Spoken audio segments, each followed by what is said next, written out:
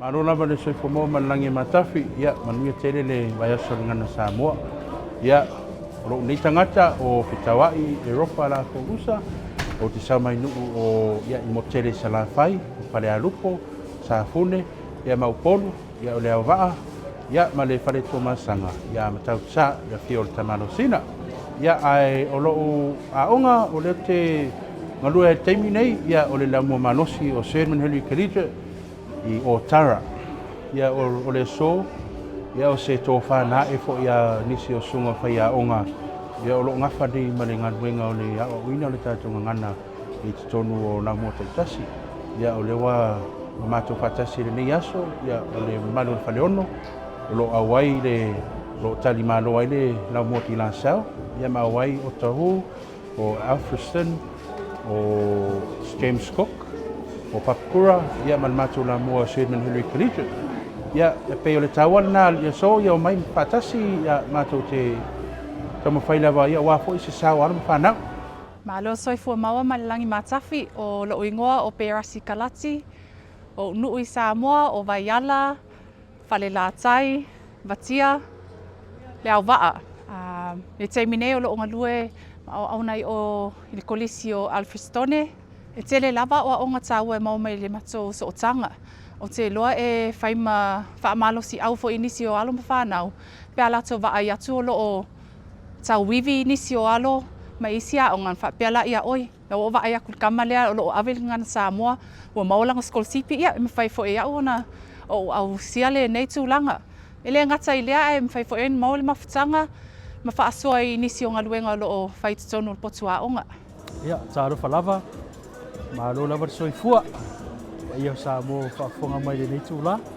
ia o lo ingoa o fata angai malo tala le komiti ia o te sau mai no o fenga ia o manono ma fusa fata ia o le aonga o ngalue nei taimi ia o la onga mo lungai Papakura High School ma lo o ina ia le Gagana Samoa ia fatasi ma le social studies ma le Samoan history ia o le whaamoe o le mafutanga ia po taua ni ar Sootaga ma tō mana ia onga nei nau mato a mataina nei whaamoe le Sootaga ia sa amata mai le tausaga e luafe ma luafe lua tolu sa amata me le mato a onga Papakura High School ia lea ua soso nei la ia lua tausaga ua vai ia lea ua soso nei lua tari malo nei tila sau ia o mea o whapea ona o matou faamanatuina ia ma le tāua o lenei Vaiaso le Gagana Samoa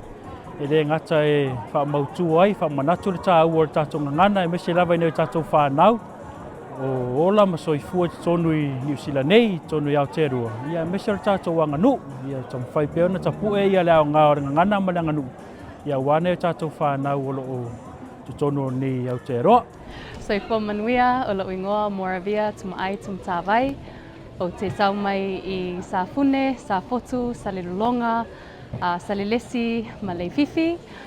O mole taimi nei o lea o te whaia onga i le kolisi maualuga o se miskuki o James Cook High School i Manrewa. O te manatu o se awa onga tā ua mole whanau e maua mai le Sootaga le Faleono i le nei tausaga o le ai lava lau taimi.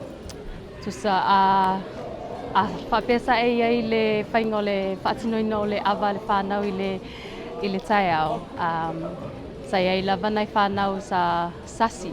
E o mai lava tātou i le tu e le o se mea whainga le auai whaiwhaia le lei.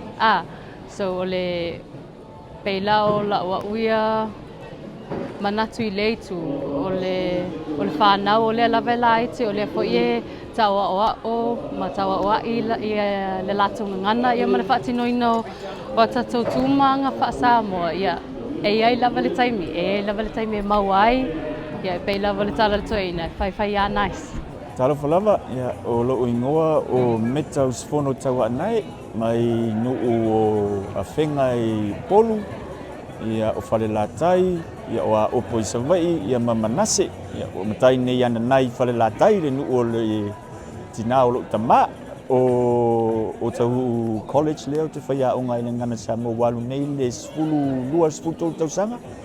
Ia i o tau nei. Na talo lava si mafutanga whapea. O le tele au taimi o le me mua lava o le mau o le fisota inga o alo ma whanau. Ia pe a tātou tilo i tūlanga tau le saunga le mua tau mei ki tu atu ma le potu a onga. Ia ele ngata lea o lunga o nau tau lunga o le peo nan silisila i le avo le whailoa inga na tāpena nei. Ia o le tele lava avo whailoa inga ni pe whainga o se ele o ye atoa le whatinoina o lea tū ma le anga wha Samoa. Ia pe te ane lau le nei tai au te modelanga ngal whaaftaima le whamalo ia lasau. Ia o le a onga whaiolo whapena tino na tau i malai. Tāpena ina o le avo le whailoa inga. Ina ia malama fui alo ma whanau tini le whatinoina o lea tū ma le anga wha Samoa ele ngata i lea. Ia o le whaasofo e nisi o tālonga ma nisi o tūlanga uma whapena whaleanga nu. Ia e whapena ona whaamasani ai le whanau. Ia o tele lava whanau e ngana longa lua le wha Samoa. Ia o mai lai tu aina ia ele ngata ina whaalongo ai le whainga o upu wha Samoa ma tūlanga uma whapena e tautala wha Samoa ia whailaunga ma tūlanga uma whapena. Ia ai ngata whanau le whaasoa maisi alo ma whanau maisi a o onga. Ia ma mauai le whea whangi pe lava le upu e masane ia o ngame whape masane ai tupulanga. Ia ma le whalau te leino le tātou ngana le Vaiaso le Gagana Samoa pe ona whaatau aina le ne Vaiaso. Tālo whalava, malo ingo, tupu ola se unga ngongo endemi. O te sau mai le awhio anga o awao ma whangamalo manase i savai. Ia mwhale asiu, ia laulii, ia mwailoa whale ata. Olo o ngalue nei le Collegiate la sau whaima ave ma whaia onga le Gagana Samoa. Ia mai le vasenga iwa e tau le vasenga sfulmal tolu. O le manulauti o le tausaga a tonu i lau ia whaitau iai o se toe faamanatu po se toe whafangu lea mo tātou. Tātou Samoa e tau te le o taito atasi ni mea. O le whai mea malu o tātou sā ia o le waa i o tātou ainga i e tātou te malu iai ma tātou lango iai taimi o whaafitau. Ia.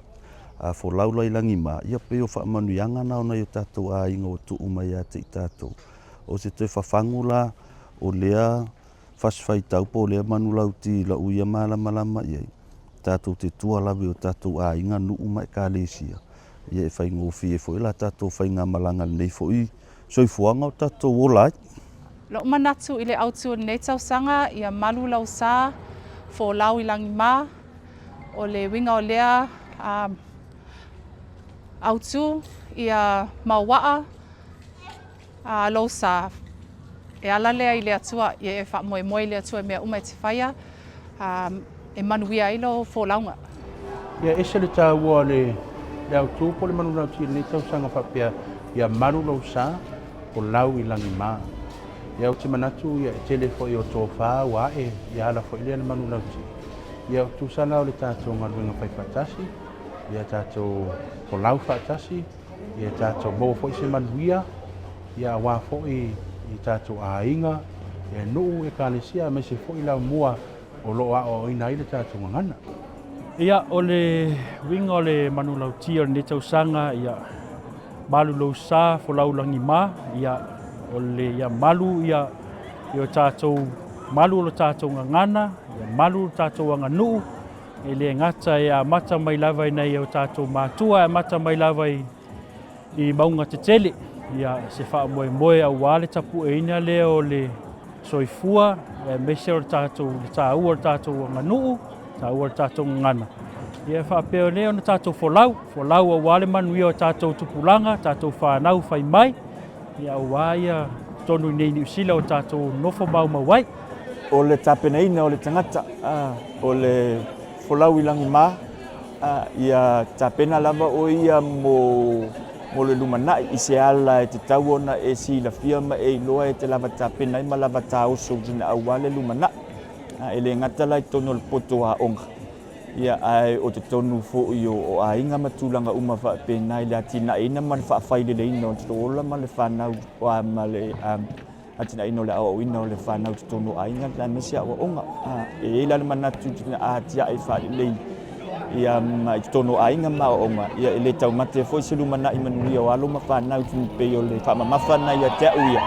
Ia o le tapenaga lava le tamaitiiti i lona lotu ia ma le mafaufau lona le manai. Ia malu lau sa Folau I lagima. A well-grounded self is a successful self. So what we are malamalamaanga I lea manulauti. A whaapea e mausali mamautu le malamalama o le tamaititi po le tangata lava ia I lona whaasinomanga. Ia e manuia fo I mea uma na te whaia I le lumanai a ea. O alavani la asanga e la asia le tangata I lona lumanai. E manuia mea na te whaia a pe a whaapea e malamalama ia pa mautuma, mausalilo na ia. Ia malamalama anga I lona whaasinomanga. O sa uia whaamalusi au le whanau. Pe ona whai mele upu whapari, just do it. O le tau mawhai. E le ia se me e whai sa oloa. E tatau a o ngai nai lape. You know, you have to fail before you succeed. O te lau whaamalusi au fo inai I tamaiti. Au ale mai a si se Faleono le upu. E alu alua sao. E au ane I motu le whaonga ino le ngangana. Ia whaau pea pe sao pe se. E alu alua. Ia e ele taimi o sao mamanino I lo Faleono upu. Ai au al matamuli whaonga ino o le ngangana. Tau mawhai a tasi pe lua upu. Ia e uma le tausaga. Ia o se fulu pe lua se fulu. Ia lunga atu fo ia. Ia upu mawhaina whaonga pe malamalama fo il tamaititi. O le o te whaatai atu fo I le whaia ma le mamalu o whaiaonga o loo ngawhani man ngaluinga o le tātou ngangana. Ia ai me se fo I le tapo ingo o mātua. E pele e tele ona whalongo ina fo I tele o taimi o le tātou ngaluinga whai whaatasi. E le mawhai ona mātou ngalue ngā o mātou. Ai le eile langolango sua o alu o mātua. Ia me se fo I lau mua ma sungo whaiaonga. Ia maualuga se Vaiaso fia. E le whape mna o le Vaiaso Gagana Samoa a waso uma e te tau ana tātou whangaina ma whaolaina le tātou ngana. Palo whalawa whaptai. Ia manuia le Vaiaso le Gagana Samoa. Tautua namo o tau tupulanga a me se lava tātou sa whananau I nei New Zealand. Ia tātou tō anga e whaonga, tātou ngangana. Ma ia tātou mita ai, e le ngata I te tonu o tātou ainga e whaonga I so se mea te alu iai. Manuia. Ia manuia tele le Vaiaso le Gagana Samoa le lua afe lua lima. Moalo ma whanau. O ko tupulanga lalovao Samoa lo I New Zealand nei. Ia manuia tele le tau alo atu I le aoina o le Gagana Samoa. Ia tautu mauai pea I le nā. Ia ma whaamanuia tele le atua Ia o tau la asanga umalawa mo tau lumanai. Katai. Manuia tele le Vaiaso le Gagana Samoa e whaatasi lava I le tausaga. Ia e maua lea vanoa tene mafutai. Ia ma whaalau tele inai ma faamanatuina ai pea le tātou ngangana. Ia o tātou au maua lenei atunu te leo au te roa. Ia o whaamanuianga na tunu mai ane nai me tau fona tau anai. Ia ma lea o ngā Otahuhu. Manuia tele le Vaiaso le Gagana Samoa. Ia tēnā nei fo I leo le tūto tasi so tātou malo. Ia o lo whape nao na whaanga solo I Samoa. Ia mo lo whaaloa tele. Ia e whaamanuia atu le Vaiaso le Gagana Samoa. Ia me se lava ia I tātou tonu I nei Aotearoa New Zealand. Tātou ainga uoma e māsani. E me se fo ia o Samoa. Mata mai lava I nei o tātou mātua. Tua asina. Ia me se fo ia o Samoa atoa. Me se lava te tonu le nei atunu. Ia e mode I fo I langa whaafitai le tō ala leo. Le Radio Samoa mo lea wanoa. Ia o maua fo ia nea wanoa tātou mafuta ai. Ia I le nei fo I Sootaga matangofie ia wana ia onga. Me se fo I whaamoemoe nei whanau. Ia whaamanuia atu le Vaiaso le Gagana Samoa ia tō uma. Ia manuia, whaafitai. Ia manuia tele le whamanatuina o le Vaiaso le Gagana Samoa lua afe lua sefulu ma lima. Ia fo I vi inga I le atua au manu uma tātou fuafuanga. Ono Iesu Keriso. Amen.